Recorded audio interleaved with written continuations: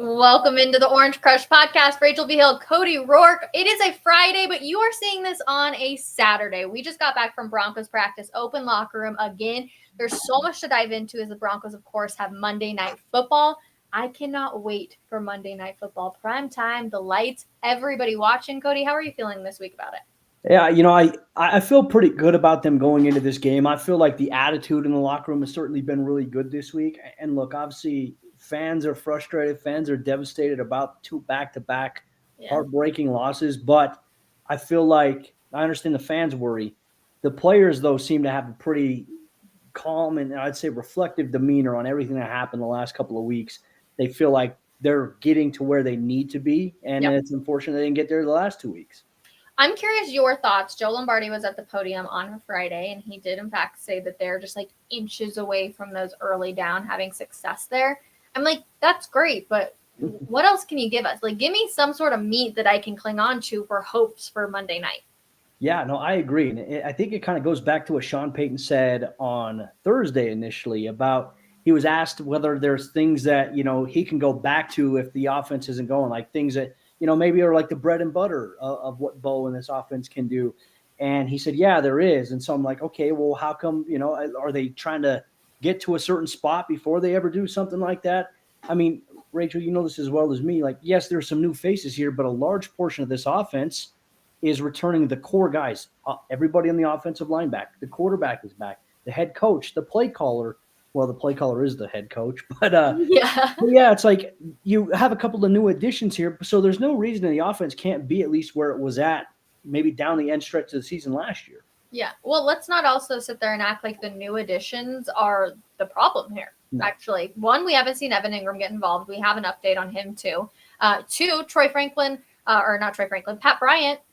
How many targets did he have last week? Literally, I don't think he had one. Yeah, I was going to say 0. So let's not act like all of those new guys are absolutely flourishing. We finally saw a little bit of a J.K. Dobbins sighting, but nothing crazy. And so we can't really blame it on them. It's Cortland Sutton's back. Troy Franklin is back. Bo is back. This offensive line has been together for plenty of years now. Like, what are we doing?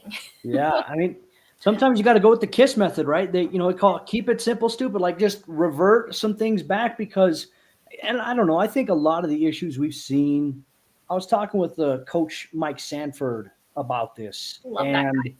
Mike is great. Fantastic. Love Mike. But I was like, the wide zone scheme that they have now implemented this offseason, they've added a new wrinkle. Like, it's not like this brand new thing that they're introducing to the offense. Like, they're changing their offense. No, they still have gap scheme. They go duo. They run inside zone still. Yeah. But they've added the wrinkle of this outside zone scheme.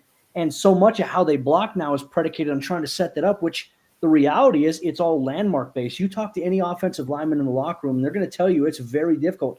You talk to anyone who coaches it, they're going to tell you how difficult it is to coach it. And so the Broncos offense hasn't opened really anything up. I think, Rachel, they got to go back to the basics. And to your point about what Lombardi said, give us more here. I would just love them to just run a gap scheme saying, okay, hey, we're lining up under center. We're in shotgun. All right, we're going to try to get J.K. the ball inside the A gap. Let's hand it off. We're hitting the A gap, and we're working our way up. Those are the things I feel like can help this offense kind of balance out. The key, though, this week is finding rhythm. Oh, gosh, and I really hope they can do that, especially in the run game. Actually, on Thursday, our days are all, screwed up because typically on Wednesdays the media gets to go into the locker room for the first time. Because it's Monday Night Football, it was Thursday. But I was talking to RJ Harvey, and I was just like, how do you feel about your role right now with this team? And sometimes I think when you ask those questions, you catch some of the guys off guard. And, that's never my intention. I'm not here to, break some headlines. But you could just tell that he, really had to think about it because it's very different than I feel like he's been used in the past. And he was like, because I said, you're being involved in the passing game a lot. And you could just tell that he was like, yeah, but he's ready for more opportunities. Yeah. He's ready for more responsibilities. And I think he's kind of built that. I know he's still a rookie, but let's feed these two guys and J.K. and RJ. Yeah, I mean, 2 carries is simply not enough, I think, for a guy like RJ who's got the springiness, the explosiveness. And look, I love the fact that J.K. is a very, very good teammate to have and a leader because he's not like Joe Flacco. Remember when Joe Flacco came in, he said, it's not my job to mentor the young guys or to be that guy. J.K.'s like, yeah, people when I was in Baltimore, I had a mentor. I had Mark Ingram. I had Lamar Jackson. These guys mentored me and they helped me out. He said, so looking back, like, I want to help these guys out because if they go on to have a successful career, I want to at least, say like, hey, I helped give them this or that. J.K. is a very selfless teammate, which is awesome to see. Yeah. But I mean, even Joe Lombardi said, ideally, you'd like to get each of these guys 20 carries. You really can't get 2 running backs 20 carries each in a game. That's a lot. So what does that look like? Could you get 16 for J.K., 12 to 13 for a player like RJ? I think you certainly could. It just depends on how the flow of the game goes, which for the Broncos this season, there has been no flow to it. I'd say really except some spurts of that Colts game. I was going to say, let's be super realistic here, Cody. With Sean Payton as your head coach and your play caller, absolutely not, because he wants to throw the ball. He wants to see what Bo can do. Yeah. Real quick, though, I actually asked J.K. today in the locker room. Were you in the locker room with us? Yeah. He was talking? Yeah. Okay, I was going to say, first of all, I love that he always wants to go outside. He's like, I want the professional backdrop. And I'm like, okay, fine, whatever. We'll all walk out there. Like, he's just like quirky dude. He's super funny. I didn't know. He's fluent in Spanish. Fun fact. But very interesting. We asked him about the identity. I said, what's the identity of, or how would you describe the identity of this Broncos team? And he goes, that's a good question. And he goes, tough. But he brought up the words mentally tough twice in the sentence. And so I think that's one of those things they need to do. And that's one of the things you need to learn to win football games in the NFL. You have to be mentally tough to get there in the fourth quarter to be able to finish it out. And I feel like that is, kind of what they need their identity to be.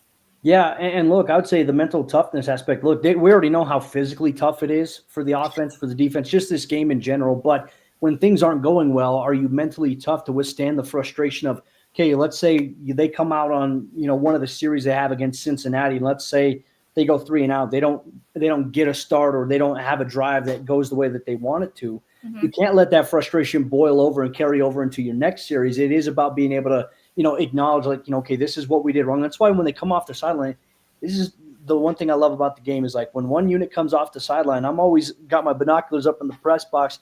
I'm looking, these guys are all going, sitting down, they're grabbing the iPad, the position coaches are coming over and they're talking through things. So it's about being able to acknowledge here's what happened, but you got to move on quickly, right? You have to have a short-term memory. And then you can expand on it a little bit further when you go to your day after the game meetings where you can watch film as a team, and then you can identify even further, what is the issue that we're having here? I felt like what we had talked about with Quinn Miners early on in the week, he said it was a thumbs pointing in type of meeting that the Broncos had after that Chargers game in terms of film and what they went over. That is, I think they're a mentally tough team. I think we'll start to see that start to come to fruition here soon. I mean, you at least have to hope. Question. Is this game the tipping point? If things don't go well this week, do we start to see the frustration, right? I think of KJ Hamler when he throws down the helmet and he's so pissed in the end zone. Is this game, or do you think there's still enough belief in the locker room that they say, nope, we can do this? Yeah, I feel like it would be frustrating because, the Bengals are 2-1, but, they don't have Joe Burrow. So ideally you should beat them. Their defense isn't great in Cincinnati. Yep. Still can present a challenge to you. I think this is more about, and you look at these last 2 games, the Broncos beat themselves essentially. And yes, some of these other teams made great plays, but Denver ultimately shot themselves in the foot with penalties, with, just poor decisions at the wrong times late in these couple of games.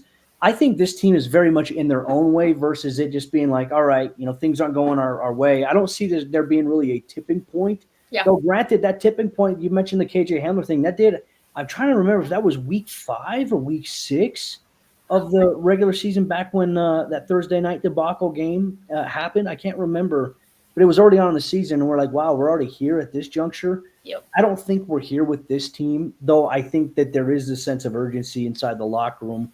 And there is this, okay, we need to get this game because this has not gone how we envisioned. They thought they were going to get off to a really hot start, and so far they haven't. So I think there's kind of this inherent pressure when it comes to that aspect. No, I agree. Okay, when you look at the film for this Bengals team, where do you see the best chance for the Broncos to take advantage? I think it's got to be the run game, Rachel. This is a Cincinnati team who gave up over 100 and something yards last week against the Minnesota Vikings. And Minnesota runs an outside zone, wide zone scheme as well. And they had a good running back in Mason who made some cutbacks. I think he had a $116 on the ground, if I'm not mistaken. But this is a Bengals defense through 3 weeks of play that has given up on average 119 rushing yards on the ground. Denver, They can run the ball. We've seen it. They've generated some explosive plays. But we need to see this team come out and run the ball consistently. And I'm talking about like line up very first play. I mean, it would be kind of poetic in a sense, for Sean Payton, for them to come out here, throw a deep pass on the first play. It's caught for a touchdown. Okay, we'd love that. Absolutely. Yeah. But I think you got to come out and you got to run the ball, establish that. I think that's going to be the one thing where this, I think, team can capitalize a little bit, because you still have to worry about Trey Hendrickson, obviously, who's got 2 sacks on the year. Yep. Jordan Battle has 2 interceptions for them at the safety position there. So you can't put yourself in negative situations that you did last week. Come out and run the damn ball. Let's talk about how many former Broncos are on this team. Samaje Perine, injured. Dalton Reisner, injured. Noah Fant, injured. Like, who else am I missing out there that's injured and played on the Denver Broncos? Well, Brett Rippon's on the team, but he's the backup, which fair. We could see Brett, if Jake Browning struggles. I mean, 5 picks in 2 games for Jake and sacked 4 times in 2 games. We could see Brett Rippon, maybe coming in. Also, there's talk in Cincinnati that Dalton Reisner could be benched. He has not been good. If he has not been good, I would more than likely like to see, the Broncos defense get after him, in this game. So there is that. There's also something else I think we should look forward to on Monday night. Brady King, she won the hot dog award. Yes, I totally forgot about that. Select fans, I don't even know exactly what the concoction was, but her hot dog one, it had like some sort of like jalapeno, like I think nacho cheese or queso or something like that. Yep. Fans can get that. It'll be the feature thing, and we get it in the press box, which will be nice. I totally forgot about that. Yeah, so for everybody that didn't know, it was before the season started. They host like a food tour in a sense for everybody to come and try, or for all the media to come and try different like foods that they're going to do. So we saw like the Atwater Grill, got to have one of the burgers, the Assassin Burger, like all sorts of stuff. It is such a luxury event for us to be able to go to. I will never, ever, ever be mad about being invited to that event. One, because there's so many goodies there. Oh. But Brady King went up against Zach Stevens from DNVR, Vic Lombardi from Altitude TV, and then Andrew Mason from Denver Sports. And they all had to make up like their own. What's the show called? It was like Chopped. Chopped? Is it Chopped? I think it was Chopped. It was like a chef's competition. Yeah. And it was like so fun. They had 5 minutes. It was like very chaotic, and Brady King won. So I'm excited for that. You're totally correct. I forgot about it. Also, they're doing puppies versus toddlers at halftime. Okay. There we go. If they can't, I saw somebody say if they can't book the Super Bowl halftime show, if they can't figure out, they'll just do that. Very interesting. I do think Empower Field does throw on some pretty cool stuff. I think during the games, we're at some point going to get back to the mutton busting. My favorite.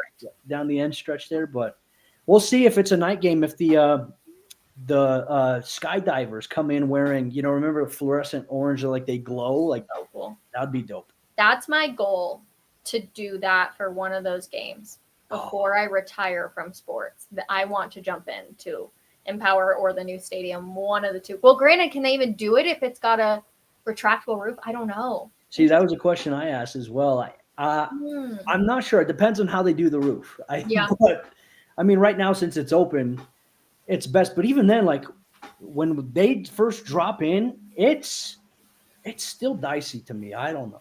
Fair. No, I agree. But I totally would do it. I would love to. Adrenaline junkie. Sign me up. I'll do it. Whatever I need to do, whatever waiver I need to sign, I will sign it. Okay, on the other side of our break, we are going to do our mailbag. It's my favorite time of the week. I love breaking down your guys' questions, and we have a lot of good ones, including an update on Evan Engram. We'll be right back.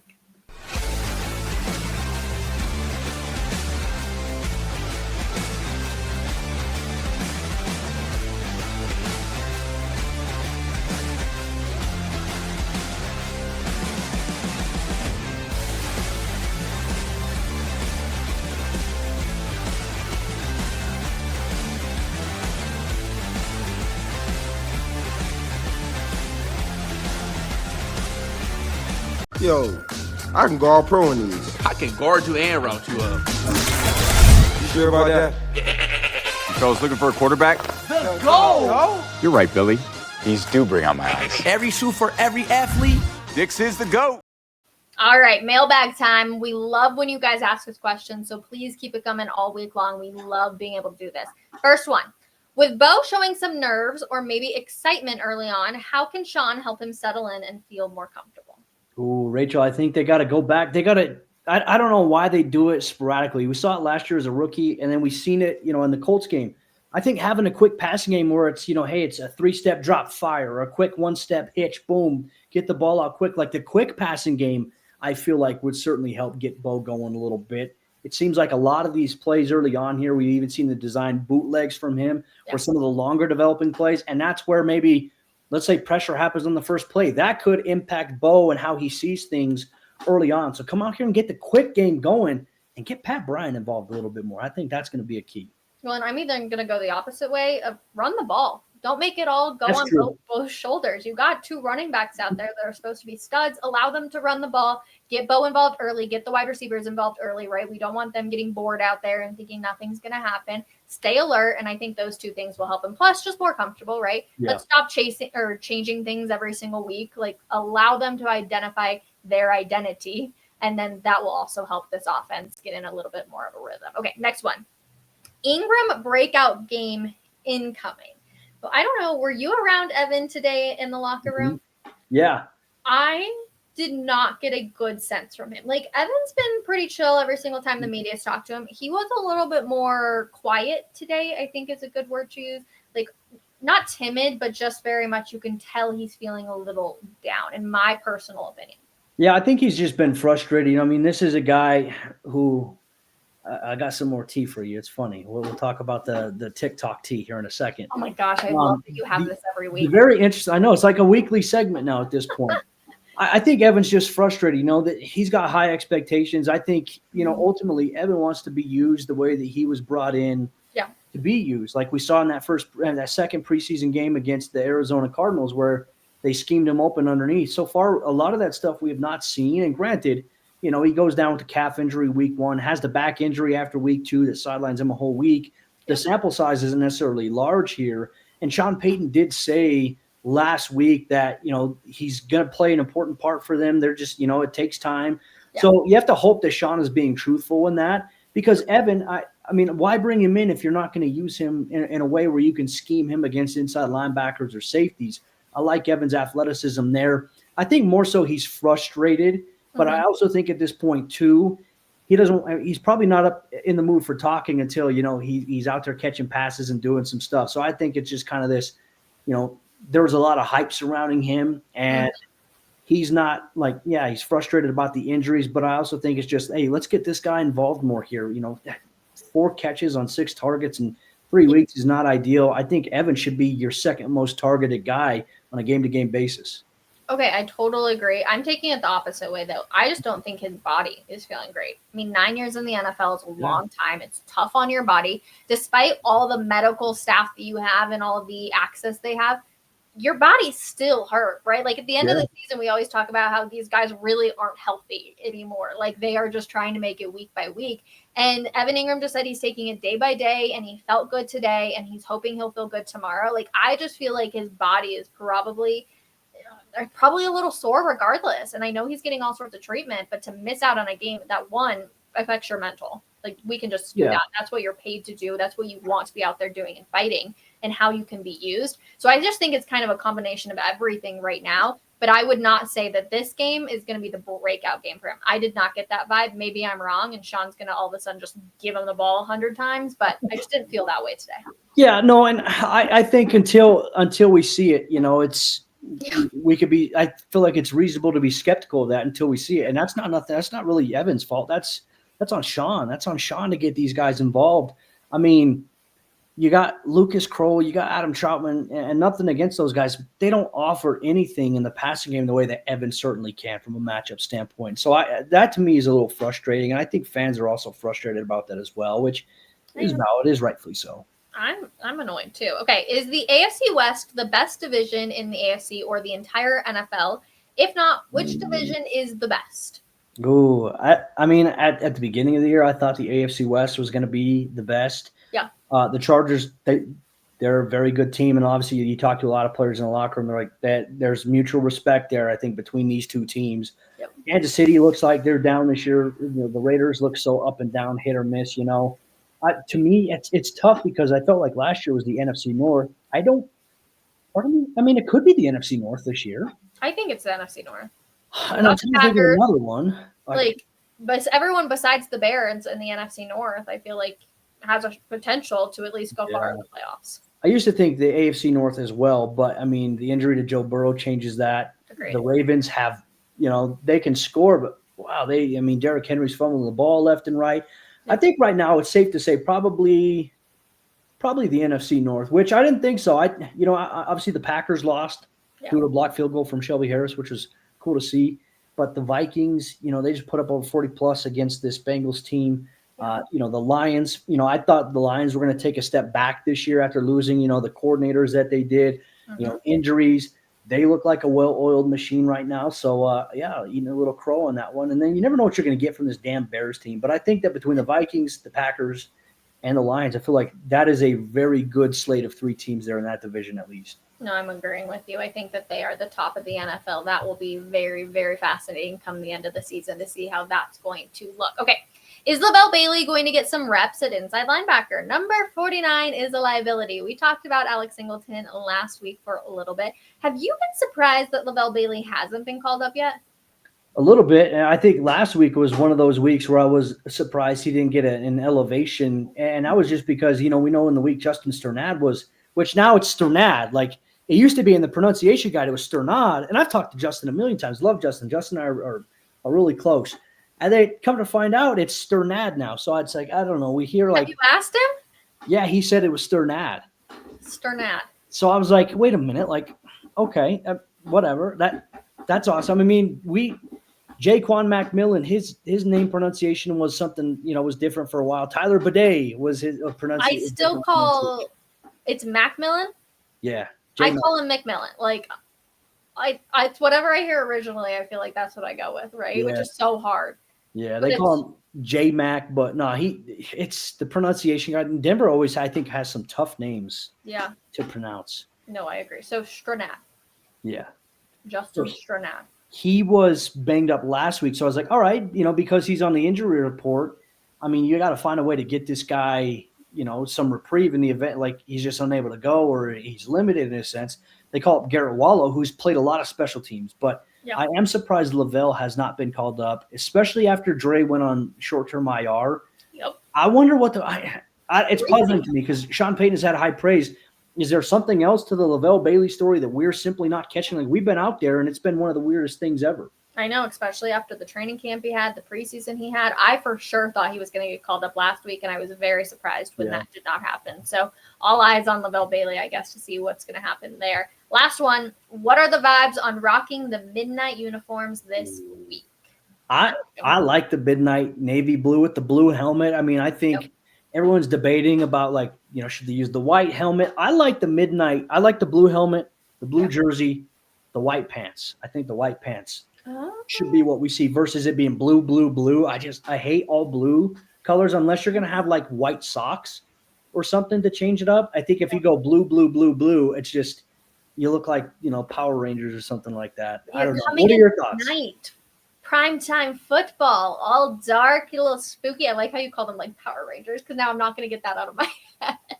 We're fixing to find out. I do think it is white. Like if you look at the promo video they put out, the guys are wearing white pants.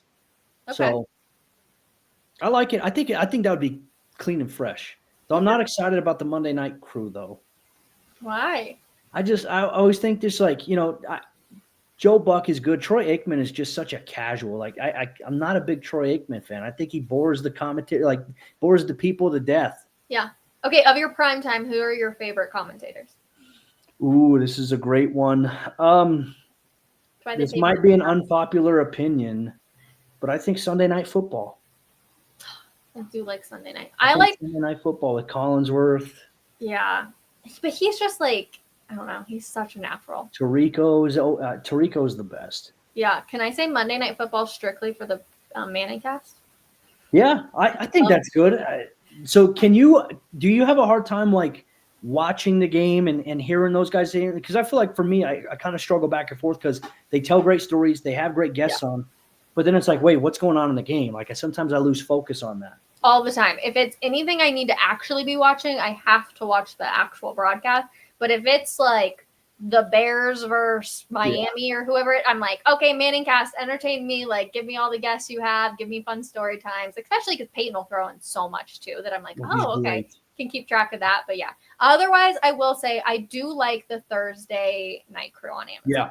Like, I feel like they're very modern. They're very fun. You just like, I don't know. I feel like Kirk you get to Herbstreit hang is. out. I like Kirk Herbstreit as a commentator. Obviously, Al Michaels Totally with you. is great, but the thing is most of the time they're all known because most of the Thursday games, for the most part, since they've taken over on that on Amazon, Yeah. a lot of the Thursday games have stunk. Now, obviously, this past Thursday night wasn't a stinker. It came down to a last-second field goal, which we always love games that are close like that. But I mean, it's also changing too. I think these networks are trying to find people who can tell the story of the game as it's going on. I feel like it's so hard to do that in today's world because now it's like you have all these ads, you have all these it's ironic to me that we see the NFL have all these betting things embedded on these pregame shows. And I'm just like, they're so strict about it, but yet it's plastered in your face. But it is a money thing. I understand that, but I don't know. It's so much from it. It's always crazy. interesting to me.